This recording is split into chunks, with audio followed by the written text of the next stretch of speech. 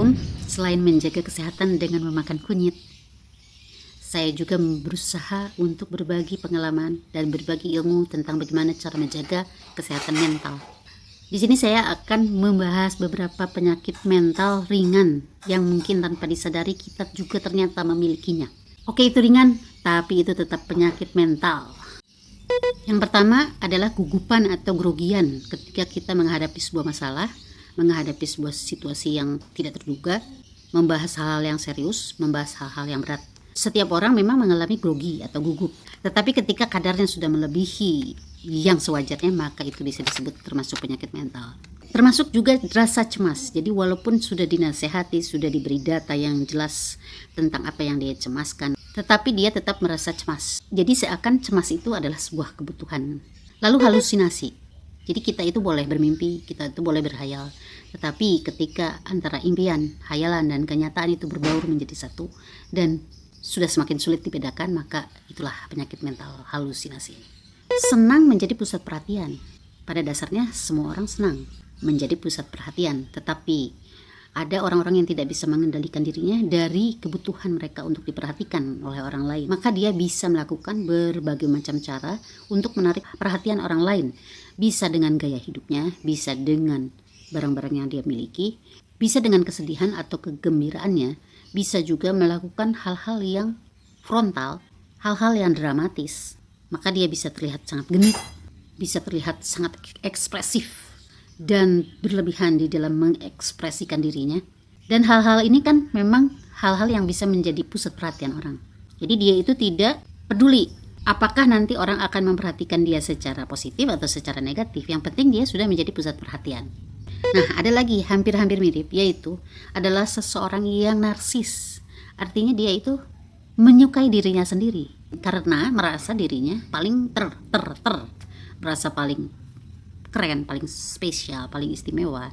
Dia mengagumi dirinya sendiri, maka menjadi sebuah kebutuhan bagi dirinya untuk dipuji. Nah, di sini ada pembatasan bahwa dia memfilter reaksi dari orang lain. Dia tidak ingin ada komentar negatif tentang dirinya. Yang dia butuhkan adalah sebuah komentar atau respon yang positif berupa pujian, sanjungan. Nah, itu sudah membuat dia senang. Lalu orang yang bersifat kasar, agresif, dan sering melanggar aturan tanpa merasa bersalah. Jadi itulah dirinya, itulah hidupnya. Dia seakan tidak berpikir apakah ini benar, apakah ini salah. Dia langsung main tabrak-tabrak aja. Lalu ada orang yang merasa dirinya punya penyakit serius nih. Padahal dia tidak sakit, tetapi pikirannya mengendalikan dirinya sehingga dia merasa dirinya punya penyakit serius. Dan dia berusaha meyakinkan orang lain bahwa dia mengidap penyakit itu. Jadi gejalanya mungkin tidak seperti itu atau tidak separah itu, tapi dia mendramatisirnya sehingga orang lain yakin bahwa gejala itu memang untuk gejala-gejala penyakit yang serius. Ada orang yang sangat tidak suka sama dirinya karena trauma-trauma di masa lalu. Jadi orang itu nggak bisa nerima trauma masa lalunya, tidak bisa berdamai, tidak bisa menyelesaikannya, tidak bisa keluar dari situ, tidak bisa juga mendobrak. Akhirnya dia kabur, lari dari identitas dia semula. Jadi dia tidak menyelesaikan masalahnya yang dulu, tetapi dia mencoba melupakannya dengan cara memanipulasi diri. Lalu ada penyakit yang tidak bisa berhenti makan atau malah sama sekali tidak bisa makan. Nah, ini bisa berujung pada bulimia atau mengeluarkan isi makanan kita, merasa bersalah karena saya kenapa makan sebanyak ini sampai dia harus mengeluarkan makanannya. Atau ada yang tidak mau makan, ya ada ketakutan tidak mau menjadi gemuk. Nah, cara untuk pengobatannya gimana? Itu pengobatannya ada yang bisa sembuh dengan cepat, ada yang harus diterapi, ada yang harus pakai pihak ketiga, yaitu psikolog ya, atau psikiater. Nah, jadi kalau seperti penyakit-penyakit mental ringan itu biasanya bisa sembuh dengan curhat, dengan ngobrol, dengan healing, dengan piknik, dengan beraktivitas. Lalu curhat itu tidak harus selalu kepada manusia. Curhat itu bisa kepada Sang Pencipta. Itu kita di situ kesempatan kita untuk menceritakan segalanya. Memang Tuhan itu Maha Tahu, tapi kita memang dibebaskan untuk bercerita apa saja, apa yang kita inginkan. Di situ kita curhat, sehingga kita bisa mendapatkan keterangan dari situ. Begitu pula dengan ibadah-ibadah lainnya. Lalu kegagahan orang-orang di zaman dulu itu bisa ditiru. Mereka itu bisa dengan gagah menepis sebuah pemikiran-pemikiran yang tidak jelas. Nah, kenapa zaman sekarang saya jarang sekali melihat orang yang bisa dengan gagah menepis itu? Maka terapkan kebiasaan ini untuk mengobati diri kita sendiri. Ketika kita merasa cemas akan sesuatu, kita harus segera menepisnya. Ketika kita merasa minder, segera tepis.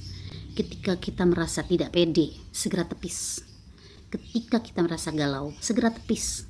Jadi tidak ada celah bagi perasaan-perasaan tadi untuk masuk dan tumbuh, berkembang, dan mengendalikan pikiran kita.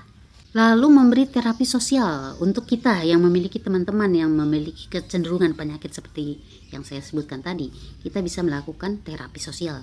Misalnya untuk orang-orang narsis yang memang tujuannya ingin dipuji, ya kita lakukan terapi sosialnya dengan tidak memuji mereka. Lalu untuk orang yang ingin selalu menjadi pusat perhatian, kita harus bisa mengignore, mengabaikan. Nanti kalau sudah ada perilaku dia yang memalukan atau keterlaluan, maka kita harus bertindak sebagai tanda bahwa itu tidak bagus, bahwa kita tidak menyukai perbuatan itu. Jadi dibutuhkan ketegasan dari orang-orang sekitarnya. Lalu kalau suka ada orang yang dramatis, lebay, manipulatif, itu yang harus kita lakukan adalah ignore, sering ngebantah. Jadi ketika dia menyatakan sesuatu, kita enggak, itu enggak bagus. Kata siapa? Nah itu jadi harus sering dibantah. Nah itu beberapa jenis gangguan mental dan beberapa cara pengobatannya. Semoga bermanfaat. Salam sehat. Assalamualaikum. Kepo Channel.